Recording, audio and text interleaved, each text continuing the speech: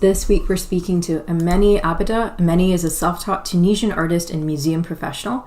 She studied culture and politics at Georgetown University, AXA, and then pursued a Master's of Art in Museum and Gallery Practice at the University College of London. Her dissertation project focused on the decolonization of colonial museums, specifically in the digital realm. After graduation, she proceeded to work for Qatar Museums, where she's an exhibitions coordinator and assistant curator for a gallery at an upcoming museum. When she's not working, she paints, both physically and digitally.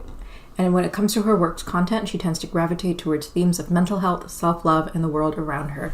Ameni is also an incredible NFT artist, and that's what we're going to be diving into today. So I was going to call you NFT, but Ameni, thank you so much for being here. Thank you for having me. It's a very interesting space to be in. Let's dive in, Ameni. Let's start by talking about what an NFT actually is. Long story short, an NFT is basically a digital asset.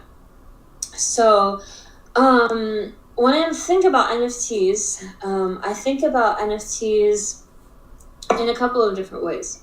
The first type of NFT that is probably the most popular one in terms of popular culture and popular knowledge is PFPs, which is basically a collectible generated and then sold, and they're usually they can be quite expensive, and people actually buy them as investments and then use them as profile photos in their avatars for artworks that can also be NFTs. Usually artworks, the traditional kind, are not considered to always be good investments. It really depends on the experience of the artist, how long have they been in the space, the history of their selves, how expensive are their previous sales. That kind of determines whether an artist is a good investment or not. And I think the reason why I'm explaining things the way they are is because I'm in the artistic part of the NFT space.